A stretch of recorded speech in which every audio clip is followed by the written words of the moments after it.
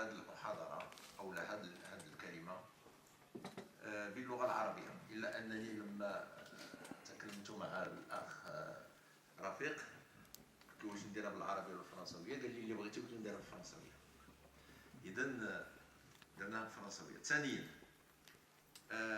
نظرا أن ما قيل لي على أن غادي يكونوا أساتذة جامعيين، ناس في مستوى عالي، فما يمكنلكش تتذكر معهم لغة الخشب، ما يمكنلكش تتذكر معهم كذلك بأسلوب ديال العامة، فلكل مقال مقام ولكل مقام مقال.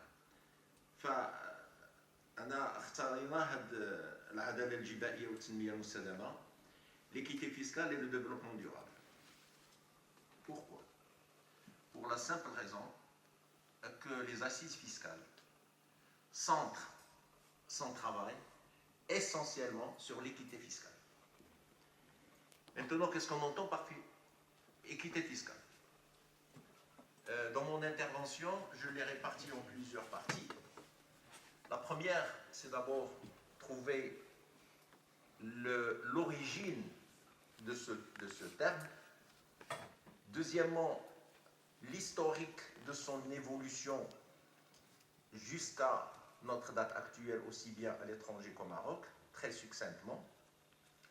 Et par la suite, on donnera une définition de qu'est-ce que c'est que cette équité. De quelle équité on entend, on veut parler? Est-ce qu'il y a une équité ou plusieurs équités? Et de quelle équité les assises veulent dire? De quelle équité ils parlent? S'il y a plusieurs équités. Troisièmement, nous allons voir l'axe de l'équité fiscale et le développement durable. On va parler de la croissance, quels sont les modèles de croissance qu'ils veulent adopter, quelle est la stratégie des assises actuellement, comment les assises veulent, de quoi ils veulent sortir, l'objectif escompté qu'ils veulent, où ils veulent arriver, et quels sont les outils qu'ils veulent utiliser. Y a-t-il des lobbies où il n'y a pas de lobby? Est-ce qu'il y a réellement une décision concertée où il n'y a pas de décision concertée? Il y a des décisions relativement concertées. Tout cela, on va essayer de le voir à travers mon modeste intervention. Donc, j'ai dit que l'équité, on la connaît depuis l'aube des temps. L'homme, il vivait en collectivité et il a besoin de ressources pour accomplir les exigences de ses besoins. Pour cela, la solidarité s'est installée dans la collectivité pour que celui qui dispose d'une ressource abondante aide la communauté plus que celui qui n'en dispose pas. Donc, dès le départ de l'humanité, il y avait l'idée de la complémentarité et de l'équité entre les collectivités. Celui qui a une ressource abondante prend ce dont il a besoin, et strictement ce qu'il a besoin, et donne à la collectivité le reste à ceux qui n'arrivent pas à le faire, soit du point de vue travail, soit du point de vue richesse, soit du point de vue chasse, cueillette, etc. Cette entraide communautaire s'est développée dans le temps, mettant en place une organisation qui veille au respect de cette règle. C'est une règle sacro-sainte. En prenant le surplus des uns pour réaliser les travaux pour les intérêts de la communauté, c'est le début d'une organisation étatique basée sur l'équité sociale qui a pris par la suite de multiples dénominations selon l'objectif escompté. Il fallait attendre l'ère de la civilisation grecque pour voir immerger la pratique de la collecte des surplus des riches dans un panier dénommé ficus. Ce n'est qu'au Moyen-Âge que nous assistons à la centralisation des finances publiques, son organisation dans une symbiose unissant le peuple et son souverain. Ainsi, le terme fisc a vu le jour dans une institution administrative, c'est l'administration fiscale. Cette administration se charge d'organiser les méthodes et les règles qui soumettent les redevables à contribution. Ces procédures changent et se transforment en fonction du système politique et des orientations projetées. Elles se heurtent à plusieurs limites, souvent contradictoires. D'une part, une équité fiscale de plus en plus accrue, réclamée par les contribuables. D'autre part, des exigences financières et budgétaires face à des orientations économiques qui sont les seules capables d'assurer une croissance, et une croissance durable.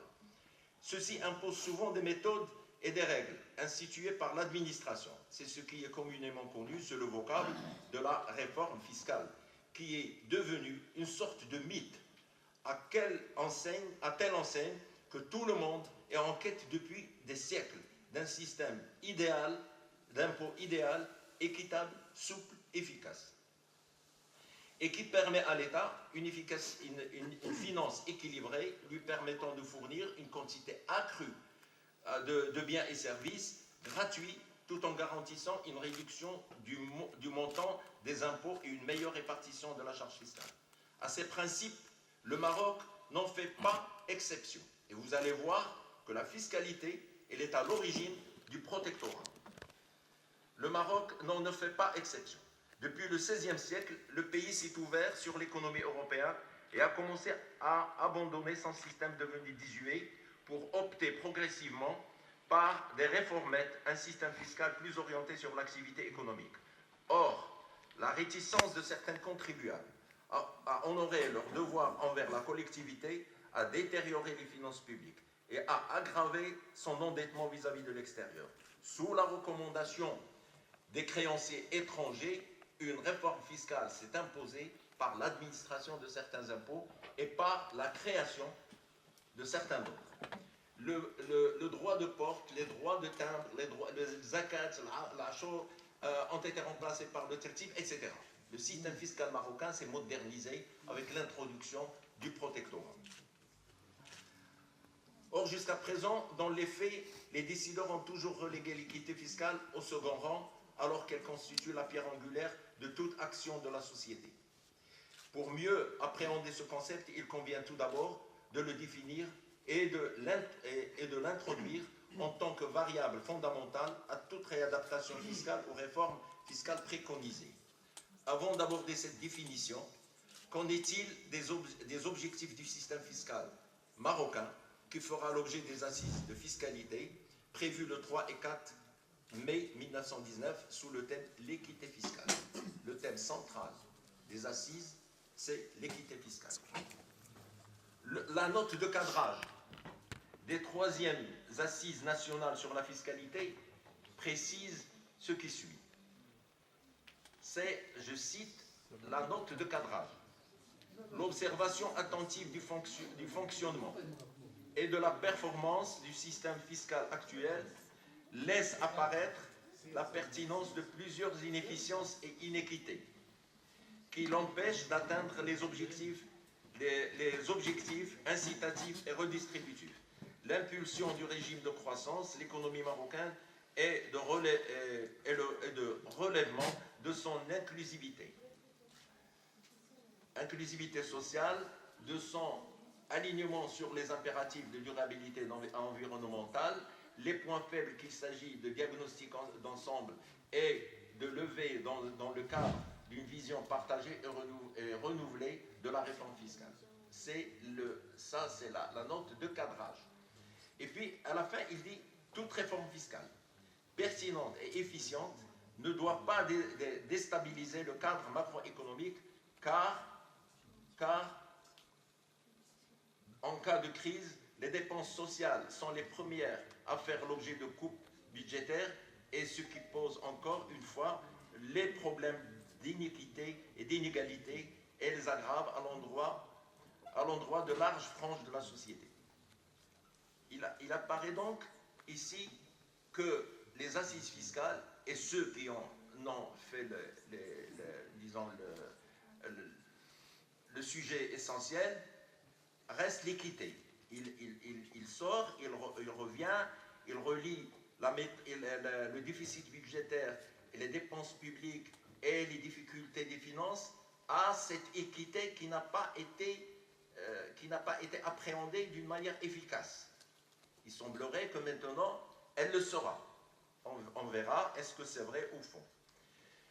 Alors, la définition de l'équité fiscale, il est défini comme étant la répartition équitable des charges fiscales entre les contribuables. C'est-à-dire que nous avons une charge fiscale et en fonction du revenu de chacun, cette charge est répartie entre les contribuables. Elle a eu beaucoup de définitions. Certains l'appréhendent du point de vue répartition du revenu, et nous allons voir qu'il y a les définitions les plus répandues et les plus connues sont les définitions des économistes qui répartissent l'équité en deux. Il y a l'équité horizontale et l'équité verticale. L'équité horizontale, la taxe peut être progressive, régressive ou proportionnelle. La première se rapporte à ce que les plus pauvres supportent moins de charges fiscales que leurs revenus. La deuxième se situe à l'opposé de la première, c'est-à-dire que les plus pauvres supportent plus de charges fiscales que la part de leurs revenus. Et la troisième prône pour un équilibre entre les deux. En ce qui concerne l'équité horizontale, l'absence de reclassement dans les classes sociales, c'est-à-dire que le rang des individus en matière de bien-être, et l'équité horizontale centre sa réflexion sur le bien-être des individus, c'est-à-dire que quand les revenus, c'est-à-dire la charge fiscale est répartie entre les contribuables, il ne faut pas que le bien-être des individus change dans les catégories sociales. C'est-à-dire, déjà, on admet dans l'équité horizontale qu'il y a des catégories sociales. Et dans chaque catégorie sociale, il y a un bien-être qui est collectif et ils vivent de la même façon. الناس ديال السويسي ماشي هما ديال الحريه ديال الحرام ماشي هما ديال التقدم الى اخره. Donc ديال الضوء ماشي etc.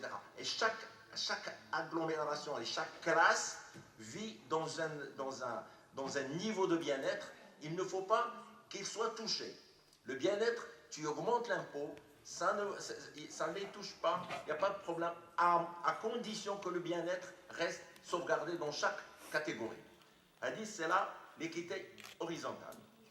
Maintenant, les assises ne nous disent pas de quelle équité il parle. Qu'est-ce qu'il veut dire par l'équité? Est-ce qu'il se situe au niveau de l'équité verticale ou l'équité horizontale? S'il est dans l'équité horizontale, dans quelle catégorie il est? La progressive, l'intermédiaire ou la régressive? Il ne dit rien, il dit l'équité, comme si c'est un dogme qu'il faut utiliser pour dire aux gens il va y avoir la justice sociale. Alors que ce n'est pas vrai. François Perrault, c'est un écrivain, économiste, il a dit que ce qui croît change en croissant. C'est vrai. La croissance entraîne souvent, s'il est maintenu, s'il est soutenu, il entraîne le développement. Parce que la croissance, elle est quantitative et le développement, c'est un ensemble de phénomènes socio-économiques qui doivent être réalisés. Alors, ici, il faut faire attention parce que la stratégie des assises va apparaître maintenant. Quelle est la stratégie qu'ils sont en train d'élaborer? Alors, nous avons dit que ce qui apparaît clairement, c'est que cette croissance ne peut avoir lieu théoriquement sans l'augmentation de la valeur ajoutée. Donc, croissance veut dire également la croissance de la production, de la consommation intermédiaire de tous les secteurs qui dégagent une plus-value, et la somme des plus-values de tous les secteurs, il nous donne le BIP. Et ce BIP, c'est l'augmentation de ce BIP qui est la croissance. Donc, eux, ils partent de ce principe qui est économiquement juste. Ils disent que, étant donné que la croissance, pour la maintenir, elle provient de la production, Parce que si on veut augmenter la valeur ajoutée, il y a deux moyens. Soit augmenter la production, soit réduire la consommation intermédiaire. Pour que la valeur ajoutée augmente et pour que le PIB augmente. Alors, de là, ils partent avec des hypothèses. Ils disent, nous voulons l'équité. Qui est le frein de cette croissance, disons, soutenue? Nous trouvons en premier lieu l'emploi. Il y a du chômage, les gens ne travaillent pas, donc ce sont des ressources à exploiter. Comment il faut les exploiter? Si on les introduit, ça va nous permettre d'augmenter les recettes de l'État, tout en mettant en exergue et en mettant sur pied une méthode pour que les dépenses de l'État se réduisent, et on va augmenter la production par l'embauche de cette main-d'œuvre, disons, qui ne travaille pas, et nous allons dans ce cas-là augmenter la production. Augmenter la production veut dire augmenter la consommation interne du marché, augmenter par les revenus qui vont être distribués, mais il faut que les industries qui seront chargées du recrutement de cette main-d'œuvre, il faut que ce soit des investissements pour des emplois durables. Il faut que ce soit des investissements avec des emplois durables. Et par conséquent, ils attaquent les promotions immobilières, ils attaquent toutes les activités qui n'ont pas un emploi durable pour encourager uniquement l'industrie et donner des avantages aux industriels pour, soi-disant, recruter la main-d'œuvre, et cette main-d'œuvre va augmenter la consommation. C'est une théorie qui se défend. Je ne dis pas non. Comment il le dit, la note de présentation ou la note de cadrage? Comment il dit? Il dit que la nécessité de promouvoir les investissements productifs, créateurs d'emplois en nombre suffisant, passe dans ces conditions par la construction d'un système basé sur l'équité et permettant de rehausser la qualité et de maintenir la régularité de la croissance, une croissance plus inclusive tournée vers l'industrie. Et ils n'ont pas ajouté un mot, exclusivement vers l'industrie. Donc ici, on voit très bien, et je m'excuse de le dire, ça ne fera pas plaisir à certains, mais ce sont des déductions.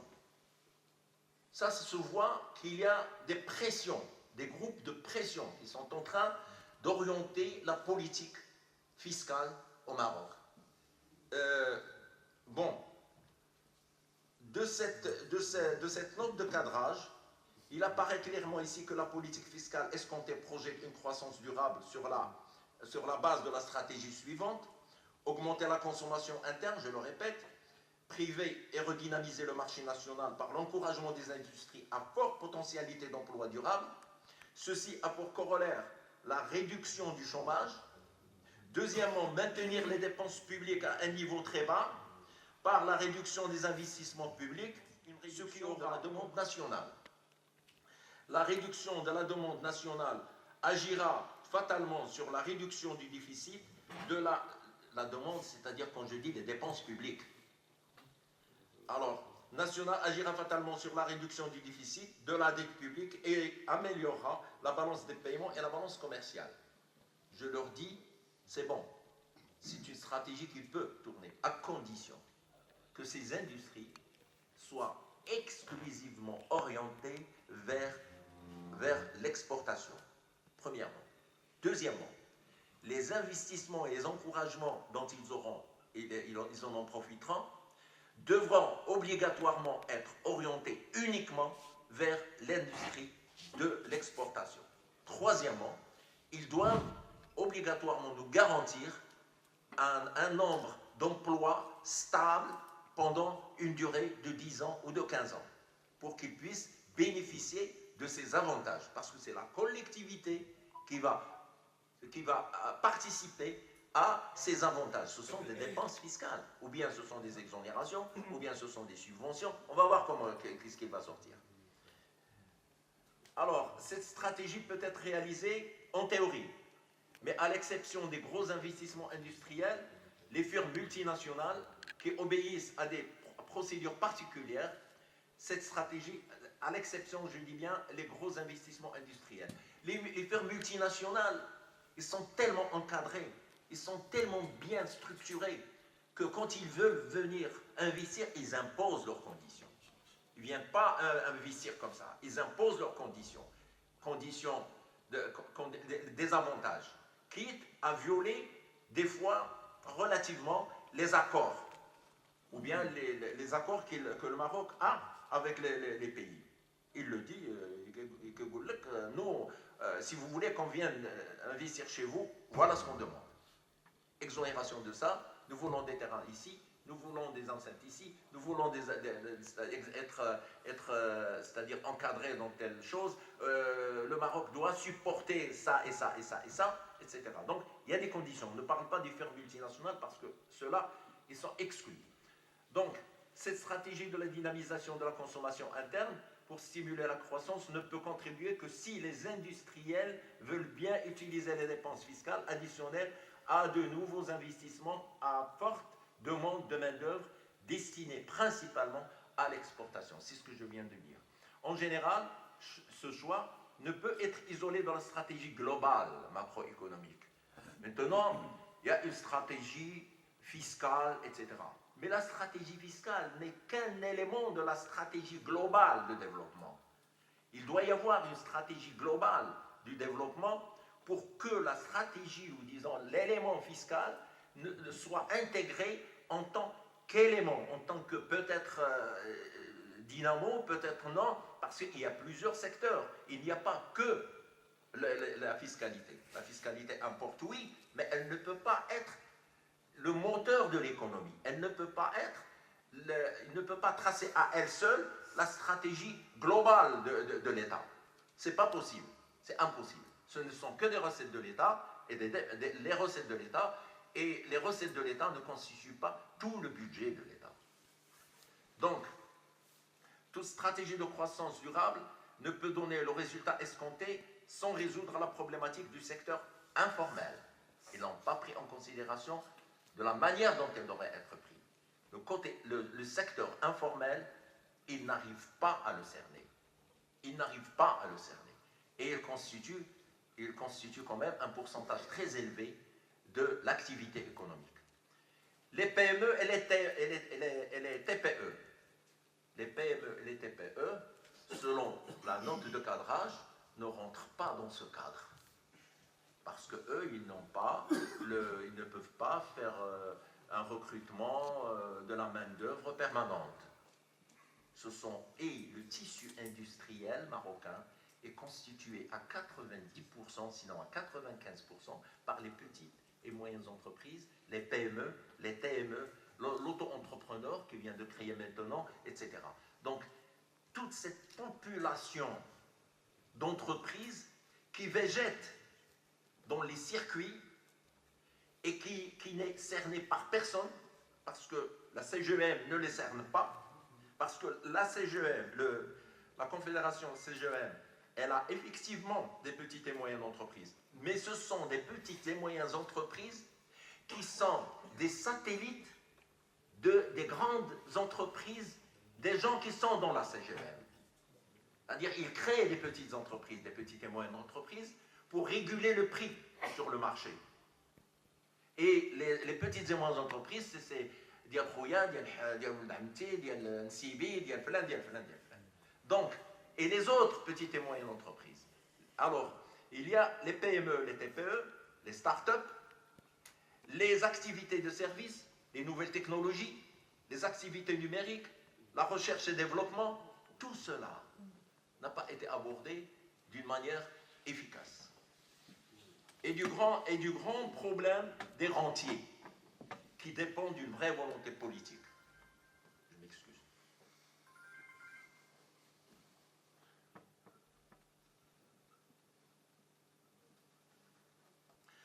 Le problème des rentiers dépend d'une grande volonté politique. Pourquoi? Parce que vous ne pouvez pas garantir l'équité s'il y a à côté de vous, vous travaillez toute la journée pour gagner un salaire, et quelqu'un d'autre à côté de vous qui a un revenu d'une, je ne sais pas, d'une carrière ou d'un agrément de car, d'un agrément de voiture, d'un agrément de taxi, etc., etc., etc. Il y en a des agréments, il y en a des avantages au Maroc. Et c'est ce qui crée justement le mécontentement de certains contribuables qui refusent. كيقول لك أصدي أنا ما نخلصش بغاو ديوني الحبس يديو أنا غنخدم وما نخلص علاش هذاك كيعطيو فلان وأنا كنخدم فيها وكنخلص 40% علاش غنخلص أنا 30% وهذا كيدخلوا له الفلوس فابور. Et ça c'est un mal à guérir. Ça c'est un mal à guérir. C'est une décision politique malheureusement. C'est une décision politique et grâce à cette décision politique, si elle n'est pas prise, je sais que ça va créer des dégâts, mais il faut choisir, soit parler de l'équité, soit se taire. Mais si vous parlez de l'équité, il faut être équitable. Ne pas parler d'un concept si on ne l'utilise pas et si on n'améliore pas. Il goûte comme ça l'équité parce que ça plaît aux gens, ça sonne bien dans les arts. Et à l'extérieur, on dit qu'il y a l'adala al-ijtimaïya. En plus de cela, mais on arrivera de toute façon. C'est pourquoi il est indispensable de lier toute stratégie de développement à l'équité dans son sens noble et général. Ainsi, il ne peut y avoir de croissance durable sans une équité fiscale. Il ne peut y avoir de développement durable sans croissance maintenue. Alors, équité fiscale, croissance maintenue et développement. L'équité fiscale impose une rigueur dans la gestion des biens publics, de telle sorte que le bien-être social du contribuable ne doit pas être modifié, s'il n'est pas amélioré, après une réforme fiscale. Ceci d'une part. D'autre part, le contribuable doit se sentir en sécurité fiscale, en cas où il serait opposé à l'administration. Il ne peut y avoir d'équité fiscale sans une culture de civisme fiscal. Un civisme fiscal. إنسان يمشي يخلص وهو مرتاح هو اللي يمشي يخلص شنو كيتسني وهو فرحان. Il faut qu'on arrive à ce civisme fiscal. Donc, ce dernier est la résultante d'une conviction chez tout un chacun qu'il n'est pas dans une société à plusieurs vitesses. C'est-à-dire, certains payent, d'autres ne payent pas. Les uns, on dit que l'impôt il est émis, c'est pas la peine, ça va, on va en savoir avec 4 سنين ولا 5 سنين. L'autre, on va y aller pour lui casser les reins, on lui fait une vérification fiscale. On ne peut pas vivre dans un truc هذاك كيجيوه الفلوس 7 مليون 8 مليون في الشهر وجالس في دارو والاخر خصو ينوض في 5 ديال الصباح pour gagner 3 fois rien. Et ça, c'est pas de l'équité. Ça, on ne peut pas y arriver. On veut de l'équité, il faut que ça soit équitable. Et pour tout le monde, il n'y a pas de problème. On est prêt à se sacrifier, mais à une condition. Ou l'aide d'Akejio, avec des grands diplômes, je le dis, avec des grands diplômes, ils sont convoitisés par les firmes multinationales qui jouent le Ils n'ont pas où travailler. Chacun de nous, ici, a au moins un fils, un frère, une fille qui a des problèmes comme ça. Et c'est inadmissible qu'il y ait des choses comme cela chez nous, alors que le Maroc, on arrivera d'ailleurs à des ressources. Mais on arrivera. Donc, l'équité fiscale impose une rigueur. Alors, ceci d'une part. D'autre, alors, il ne peut y avoir d'équité fiscale sans croissance économique. Alors, le civisme fiscal, j'en ai parlé, fait naître la cohésion sociale qui est la pierre angulaire. Quand il y a le civisme fiscal, que tu dis que la cohésion, كيولي انا نعاونك وانت تعاون الاخر الاخر يعاون الاخر لان كنعرفوا بان ذاك المنتوج ديالنا كامل غادي يمشي لصالح لاغلوميراسيون لصالح المجتمع.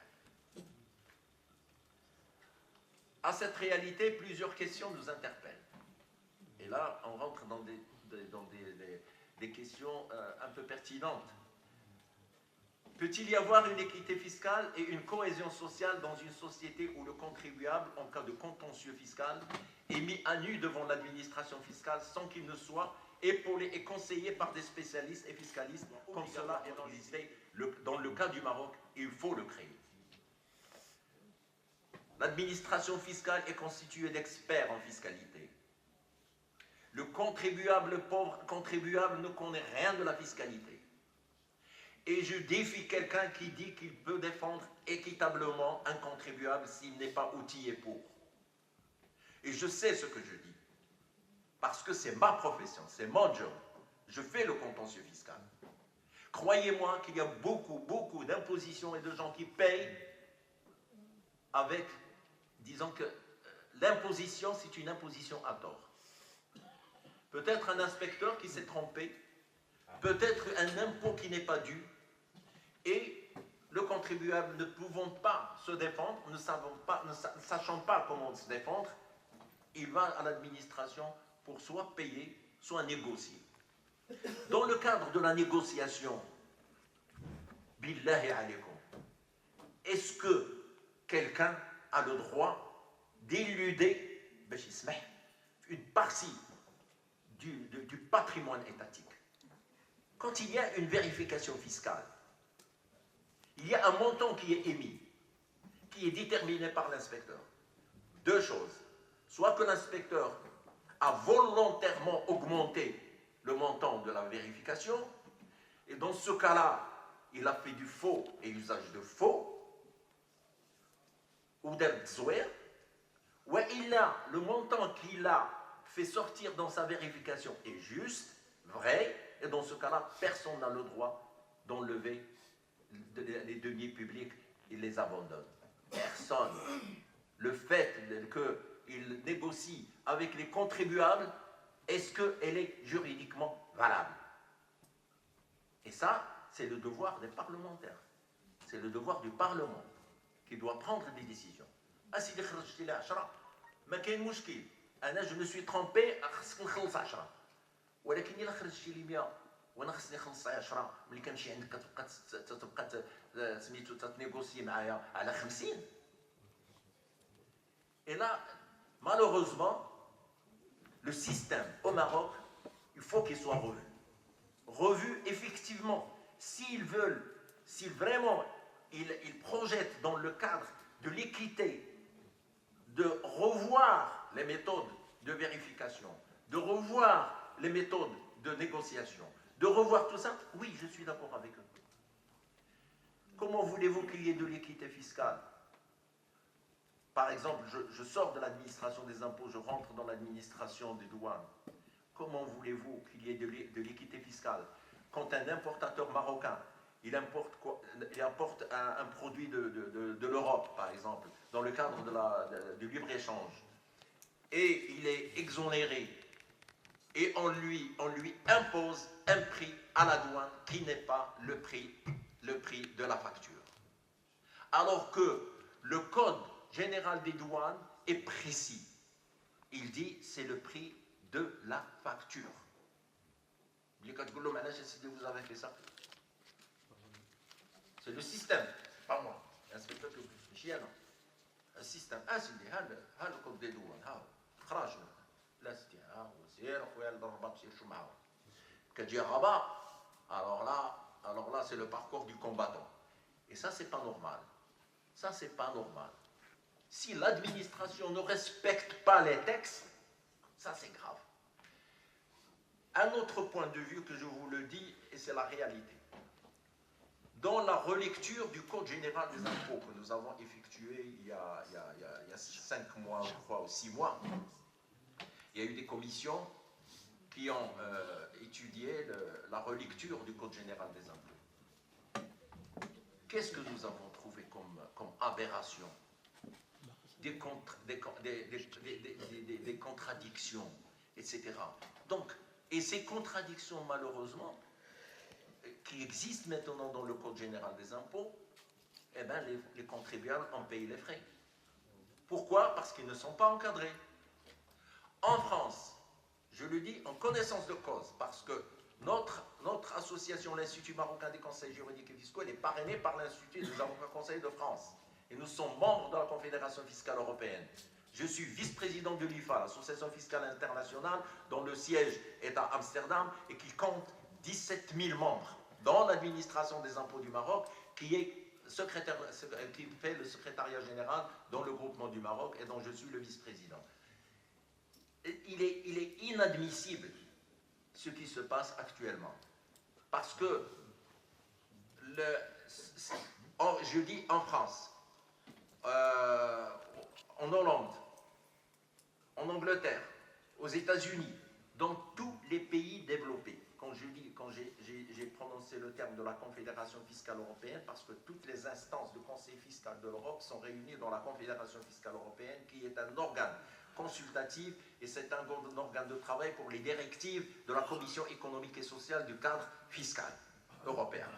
Donc, il y a ces organisations qui sont spécialisées uniquement dans le droit fiscal. Pourquoi au Maroc, ils ne veulent pas faire un ordre de conseils fiscaux spécialisés? Les avocats ne connaissent rien du tout dans la fiscalité. Je m'excuse. Et mon confrère, je m'excuse également, les experts comptables non plus ne maîtrisent pas très bien la fiscalité. Hein? Et on ça vous le dit, bon, je presse terminer. Voilà, j'ai réduit. Je presse terminer. Donc, comment peut-on parler d'équité fiscale dans une situation de déséquilibre entre les deux parties, l'administration d'une part et le redevable de l'autre? Les deux parties doivent contribuer à la réussite du même objectif dans une symbiose parfaite visant le bien-être social de tous les contribuables.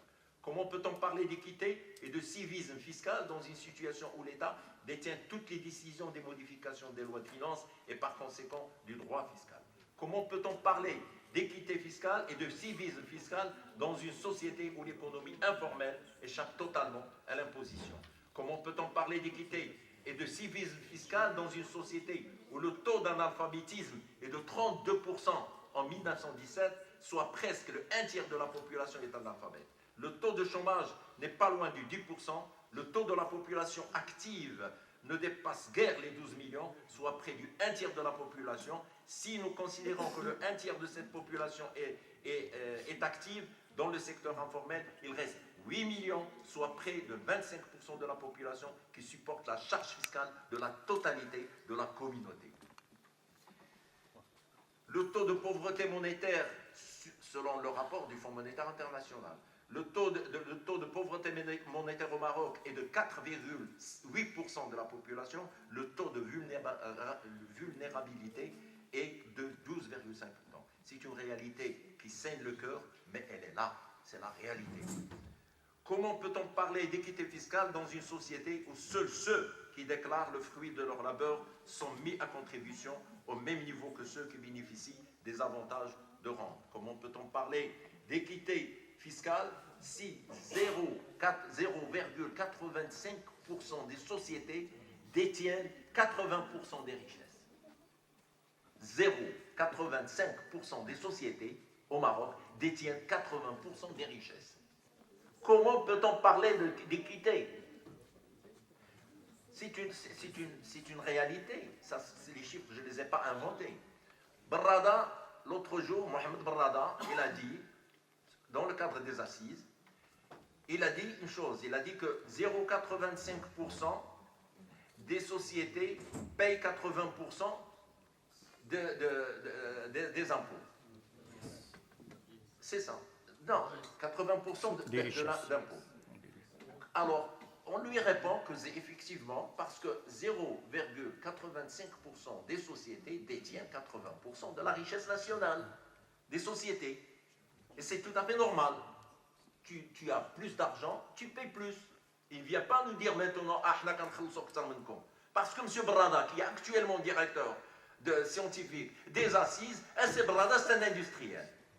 C'est ni plus ni moins. Il a hérité de son père Rali Barrada, qui était lui-même industriel. Donc, nous savons exactement l'orientation Finradia. Donc, ceci étant, les assises projetées tentent de remédier à une situation qui, à mon avis, apparaît difficilement curable.